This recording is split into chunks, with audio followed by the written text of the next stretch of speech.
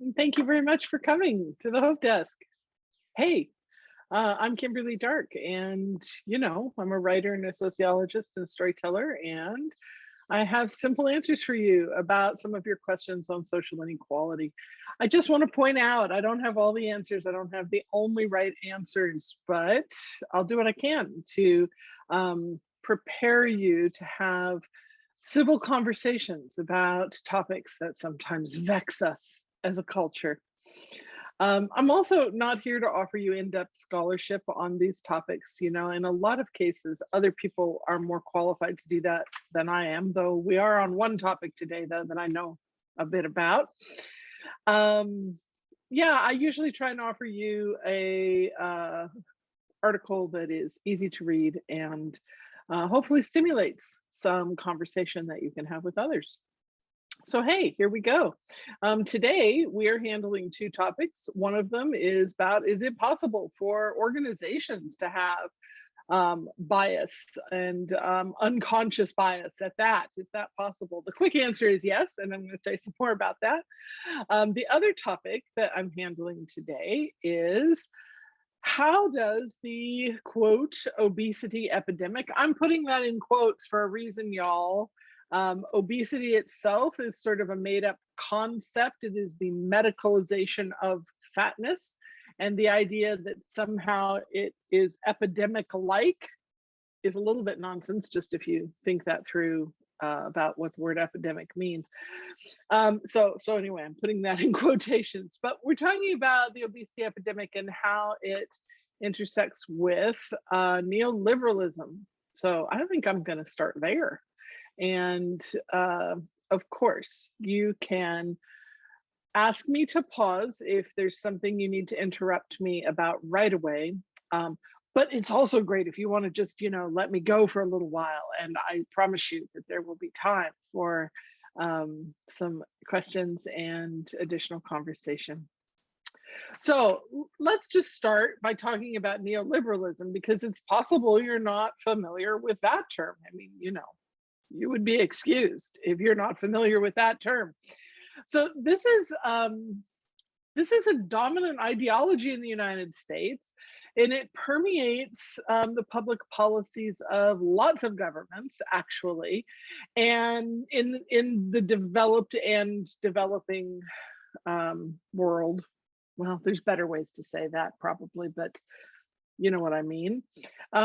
I think it's really significant to point out that global organizations like the World Bank and the International Monetary Fund, and even the World Health Organization, have neoliberal ideologies at their core. And in a little bit, hopefully, it becomes clear why that's important. So this is definitely, neoliberalism is definitely a way that the US orients itself, and it's not just about political or ideological orientation. It's about how a neoliberal orientation leads people to political conclusions because they have not fully considered, simply because they like the idea of choice. So yeah, on its surface, neoliberalism seems to be an ideology that says we are in charge of our own lives. We make choices that influence things like our health or our education or our employment. And if we want different outcomes in our lives, we should simply make different choices. So that's the basics of why folks like this idea of neoliberalism and kind of where we're going there. So this also refers to an economic theory that favors free markets and minimal government intervention in the economy. And you can see how that fits together, right? If everything is about choice, then we want to have the freer the market, the better, and minimal government intervention. So, hey, Rachel, did you have a comment or question? Yes, I was starting to write it. I'm like, she's not going to stop. I'll just write it in. So how is neoliberalism different than gosh, libertarianism. Because the way you're describing it, I'm like, well, this sounds like a libertarian. Yeah, I'm really glad that you made that parallel, because I had the same exact thought. yeah, I'm glad that you made that parallel, because a lot of people do make that parallel. There is there's also comparisons sometimes with Keynesian economics, which was really dominant in the United States before before neoliberalism took hold. And in many ways, there are not big differences between libertarian viewpoints and neoliberal viewpoints. So economic theory that favors free markets, minimal government intervention in the economy. So for instance, in terms of education, it promotes the marketization of education. It promotes privatization and transferring services to private ownership rather than to government control. And wow, there are a lot of difficulties with this, even as we see in the United States with voucher programs with education. A lot of times, if you end up with a voucher rather than a seat in the local public school, that means that you're choosing among private schools that don't have to have non-discrimination policies, that don't have to serve disabled students, that don't have to ensure that they even have gay students able to attend their schools, or LGBT folks work in those schools. Basically, they are not bound by the same policies that it has taken very many years to to establish. Okay. So that's a example in education. So hey, rather than looking at society and individuals as co-constructing one another, which is a thing I talk about a lot, right? If we've ever seen each other in person before the pandemic, I probably gave you a sticker that said, "We are creating the world even as it creates us." This speaks to this idea of co-creation of humans and their culture. But that is not what neoliberalism believes. Rather than looking at society and individuals as co-constructing, neoliberalism looks at society as a series of personal choices that individuals make. And this is how the absence of a living wage, for instance, can be framed as the choice to work. And how union membership can be seen as an impediment to choice rather than a way to ensure better working conditions and payment. This is how schools move toward choice and privatization rather than focusing on a baseline for all students, which, by the way, we have never had in the United States, right? That we have always had unequal distribution of resources for education. And yeah, this is a real problem. I want to just say one more thing about education real quick. Jonathan Kozol has given us so many great books and a lot of research on education in the United States and educational inequalities in particular. He is Harvard educated, and one time he tells this story about being at a dinner party where he's with other people that he went to school with, and they're mostly very wealthy. He ended up, working in a field where he was not as wealthy. But, over dinner, somebody said to him, "Well, so come on, let's talk about education, man. I mean, do you really think throwing money at the problem is going to help these kids do better?" And he said, "It seems to work for your kids." And I think that is something that we need to remember, that the choice to have your children attend a school with a very small class size, with a very intense focus on certain kinds of academics and critical thinking, is not a real choice if you don't have access to it. Hey, how on earth am I going to move this conversation toward the obesity epidemic? Well, let me just heavy-handedly do it right now. so, um, so hey, let's just talk about how blame and praise start with the individual and move outward from there. So check it out. In neoliberal societies, bodies are always marked by class or gender or race or ableism or size, right? All of these things are entwined also with fat phobia.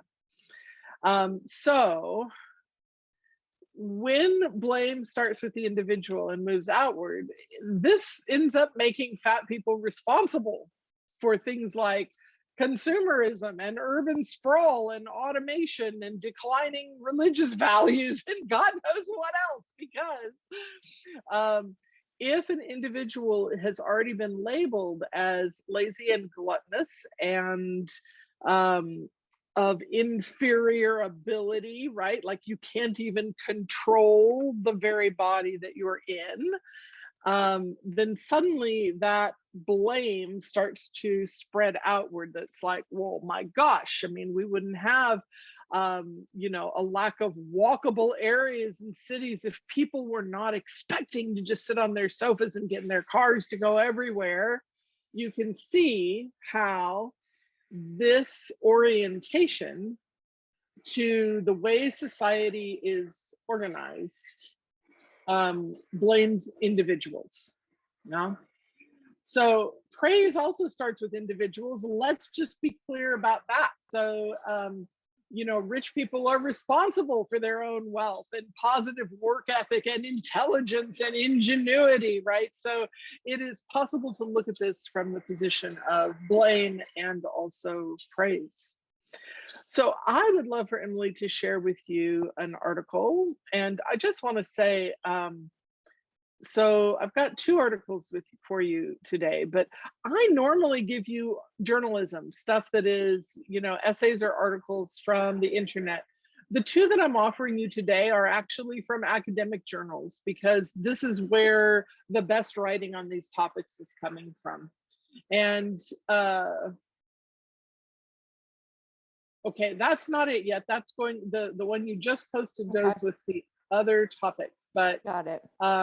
But we want the one that is from the Fat Studies Journal, Taylor and Francis Online.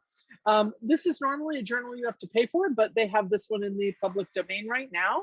All right. So about to find it. All right, I got it. Take a look at that one. And I'm going to get to this other one about health equity tourists when we get to the other topic. So yeah, this is a really like, it's a weird and convoluted thing, the way that under neoliberalism, fat bodies are framed as blameworthy for a number of things. So there's this weird thing too, that is like, even though bodies are definitely classed and gendered and racialized in a neoliberal framework, when we discuss something like the obesity epidemic, a super example of how a form of embodiment has actually come to be a disease and one that spreads, right? Like that's already kind of a neoliberal framework.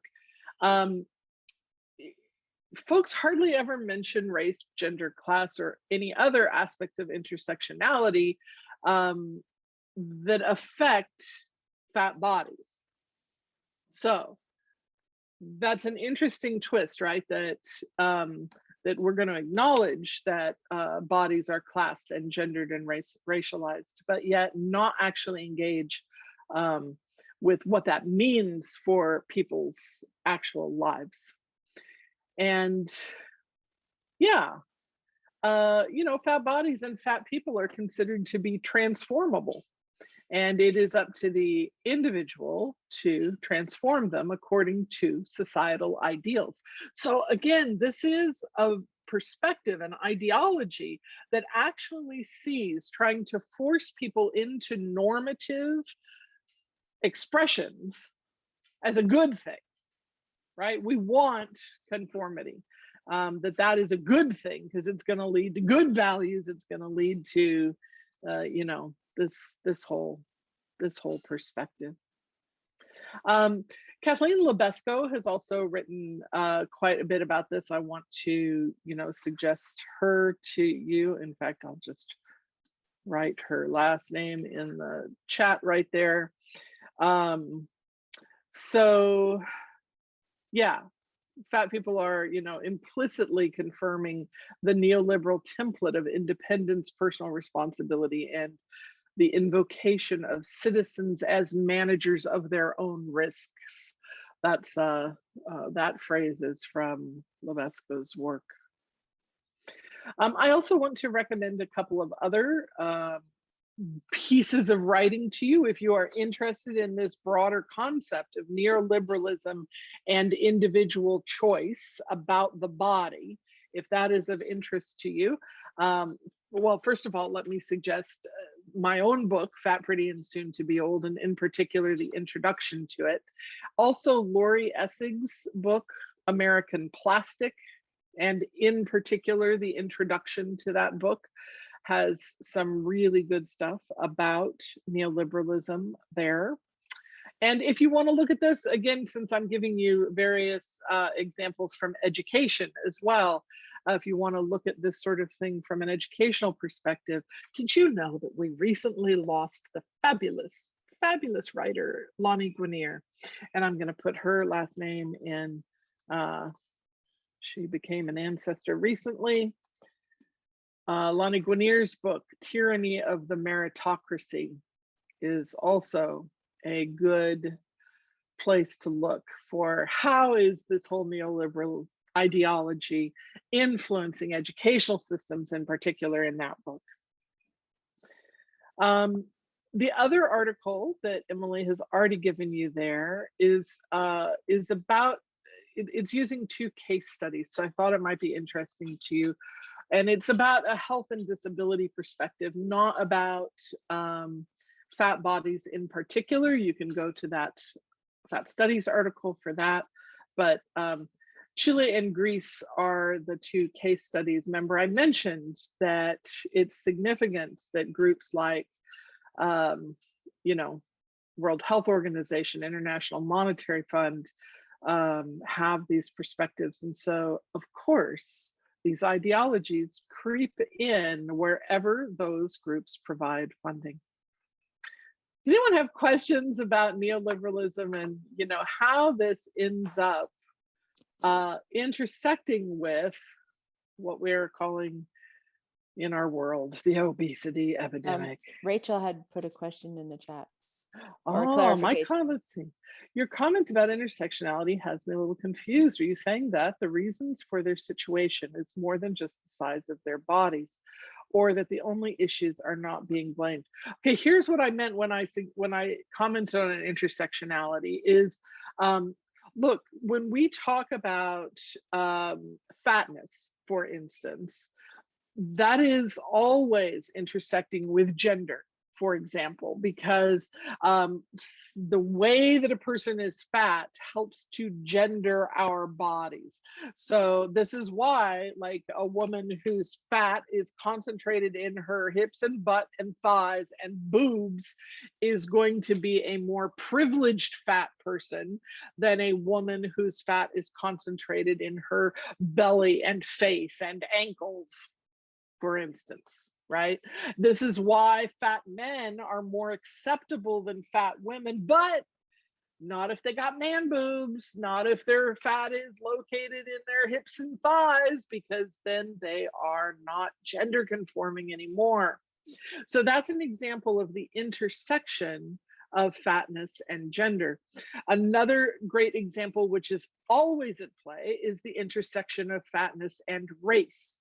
Right, because the whole history of fat stigma is a racialized history, because you know, folks were trying to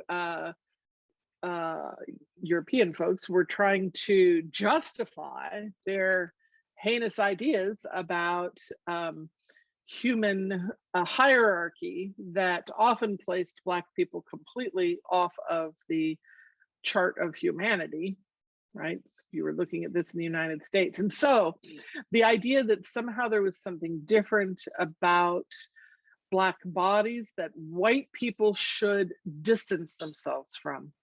So Black bodies, immigrant bodies, were often caricatured as fat bodies, whereas white women in particular were supposed to be ethereal and waif-like and, you know, worthy of love and, you know, heaven and things like this. So this is another example of a persistent intersection between race and fatness. So this is what I'm talking about regarding intersectionality, but a neoliberal viewpoint denies all of that. It flattens the idea of what it means to be a racialized body or a gendered body. I hope that's helpful. No, that actually confused me even more.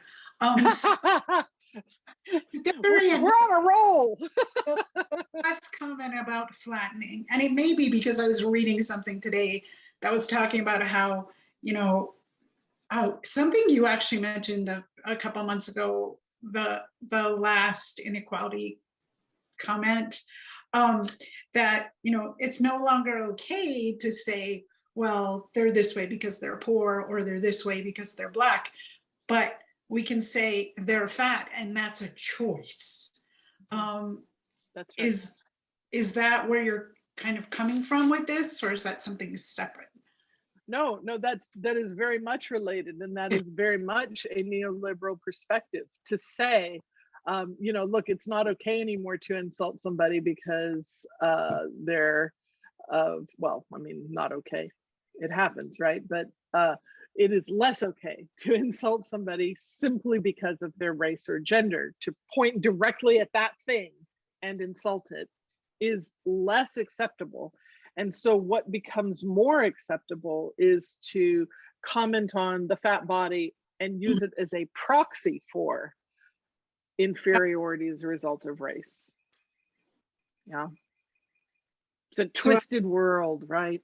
So you now, because not only are you Black, but you're fat, so I can use the fat button and that's right. insult you. Got it. Okay, thank you. That's right. Anything else we want to say about fat and the obesity epidemic, and why that's being fueled by neoliberal viewpoints? And, you know, and the tricky thing with this stuff is that people do not understand how they are easily led down certain political paths because there are already these ideologies implanted. You know, it is possible to, you know, kind of pull back from that and look and go, oh, right, maybe we are actually being co-created by our culture. Because it's absolutely true that individual choices do make a difference. But it is also true that your individual choice is never the only thing happening. It's never happening in isolation. It is always being influenced by the culture in which we live and by the particular choices that our culture offers each of us based on our identity and appearance.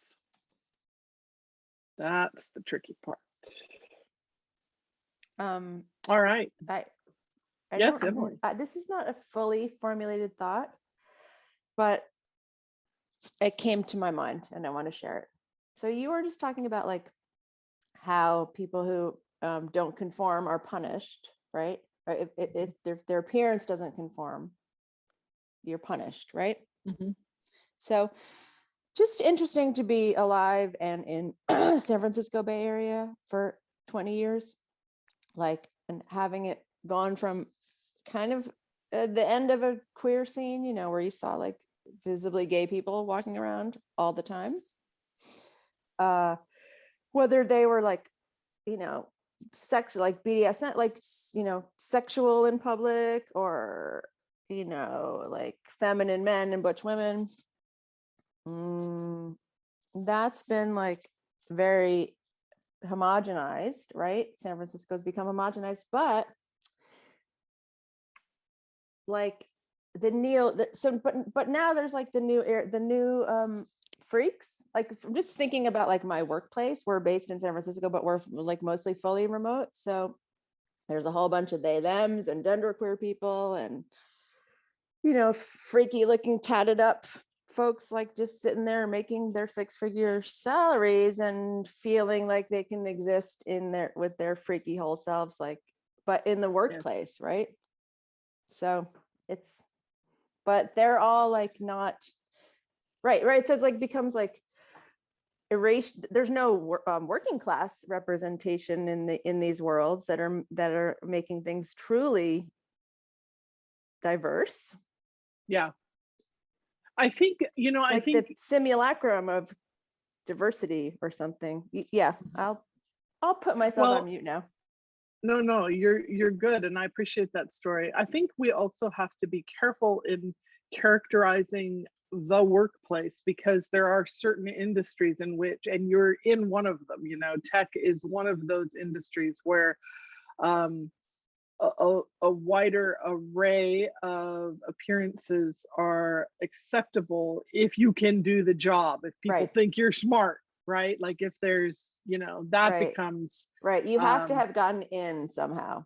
Yeah, you had to have gotten access somehow. We could have an interesting conversation also about performances of smartness, because I would bet you work in an industry where people find ways to to visibly and performatively show I belong here because I am a smart person.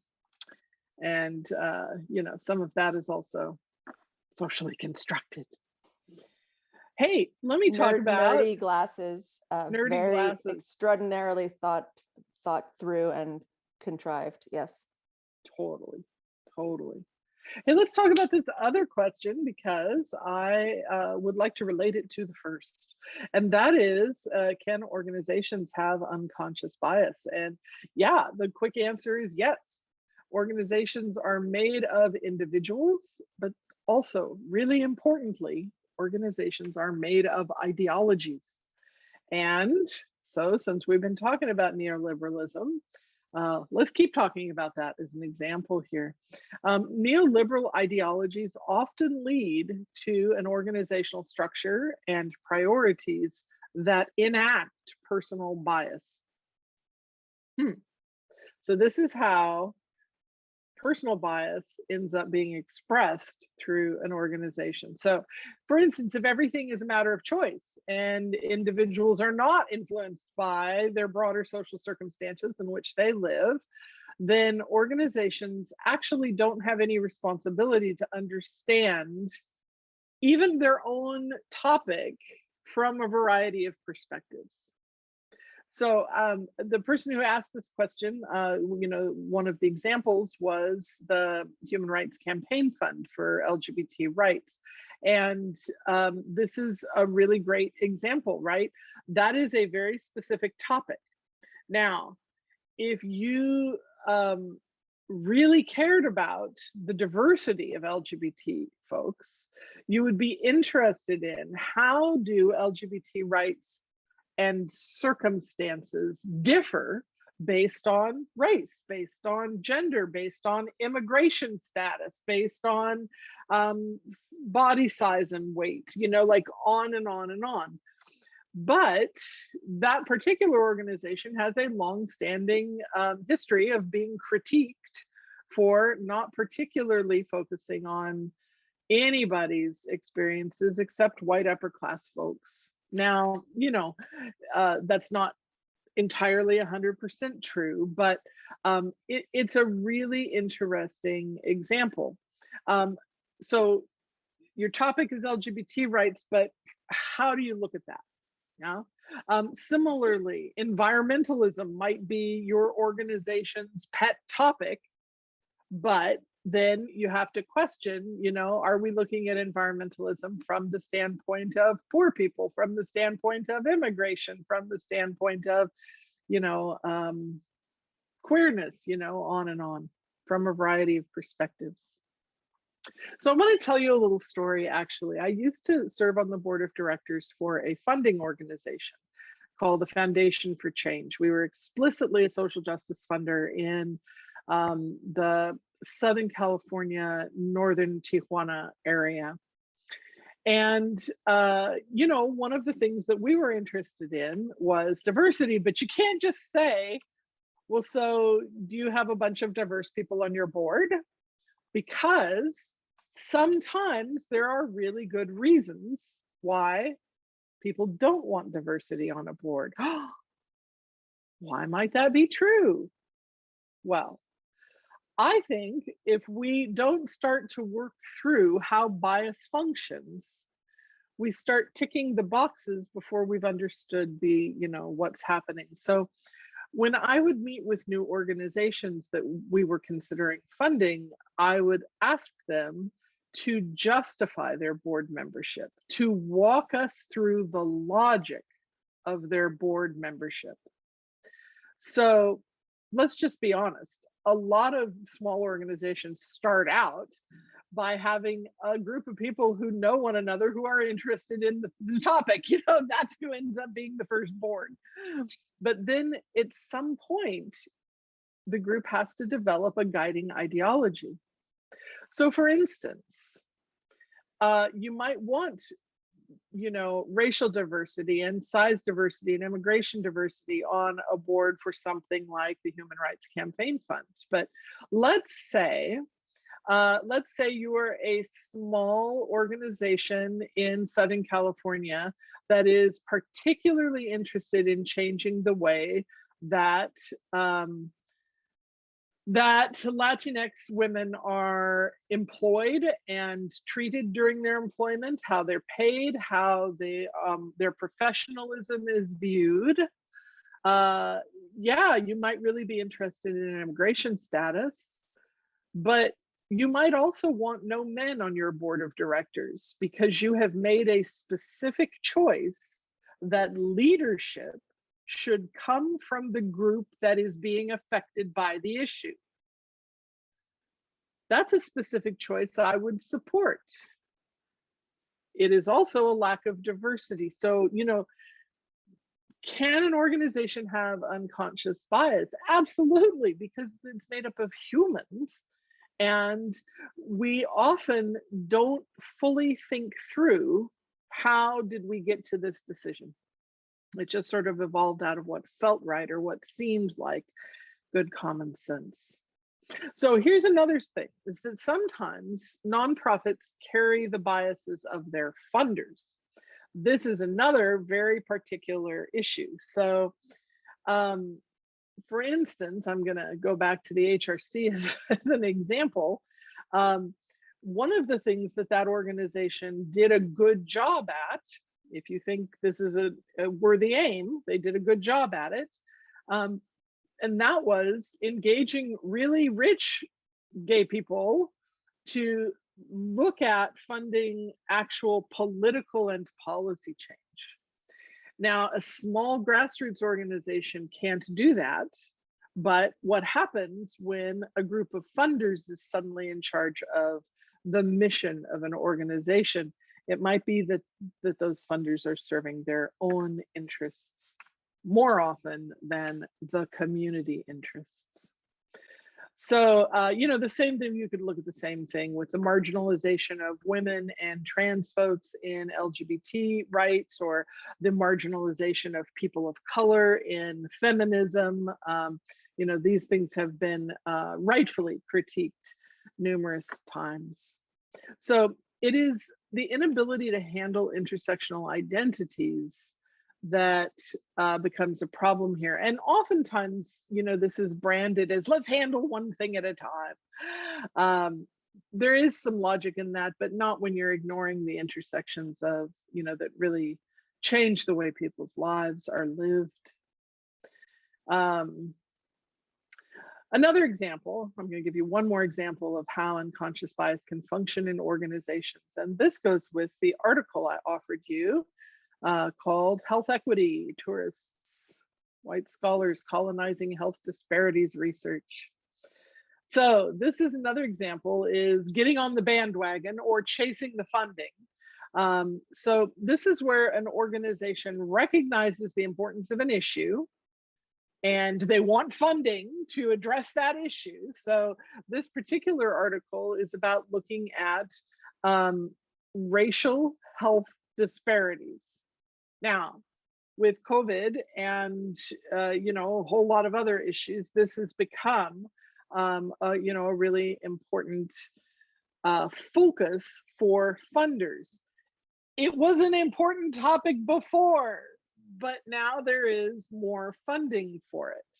So let's just say, for instance, giant health organization has the infrastructure to handle the funding, to do the research that is now being funded. But if they fail to demarginalize those who work with that issue, they're gonna fuck it up. They're gonna fuck it up.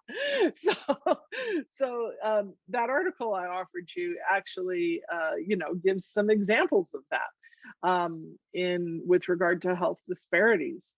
So, for instance, here's this group of folks that have long been doing this work, but they didn't get that money because they're not part of a big organization, because those topics have not been respectable.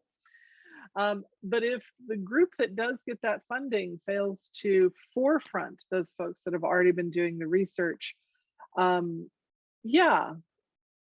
they might actually be stealing funds away from this issue rather than making a contribution. It's possible for their research to end up being rudimentary or even nonsense that runs contrary to the forward momentum that's already happening in that field. So I know that's a lot. That's a lot. But I've offered you 3 ways that an organization can, have unconscious bias. And I also wonder, where do you see bias in the organizations you work with? I mean, I think we have to stop thinking about, oh my God, is this possible? And start thinking about, it's not whether, but when. When is bias going to show up? And what do we do about it? What kind of ways methods, processes do we have in place to handle bias? Does anyone have questions or comments about bias that you might see in organizations you work with?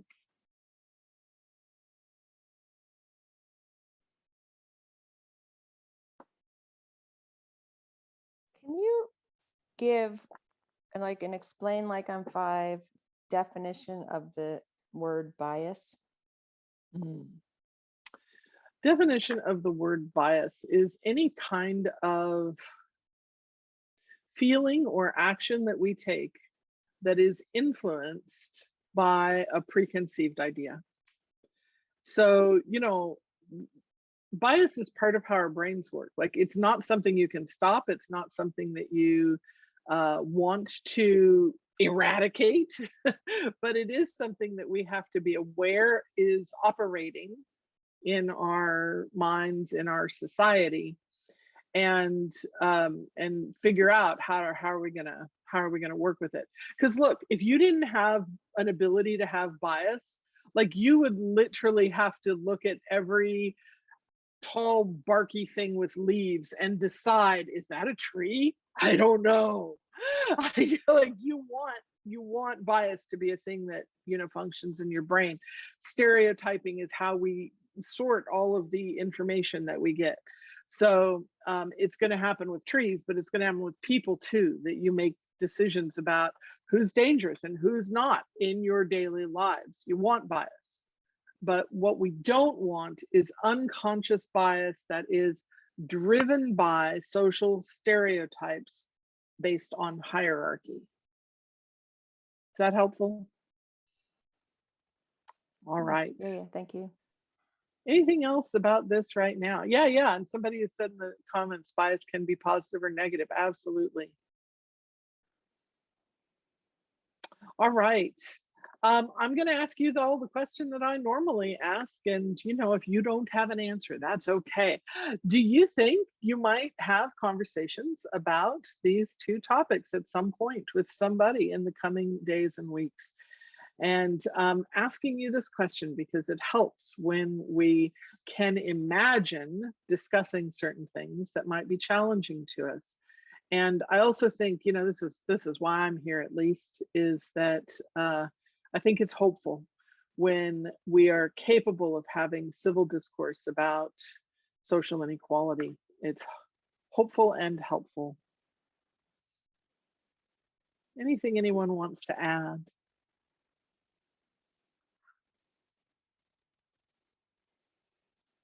All right. Emily is going to share my social media info. If you don't have it already, you can follow or join me one of these places. And as always, it's okay to drop in and on these Hope Desk episodes, and we're doing our best to post them on YouTube as well. So you can go have a look at them there too. Thank you, Emily. Thank you, beautiful people. Please send me your topics that you would like to handle on another Hope Desk, and I'll see you around.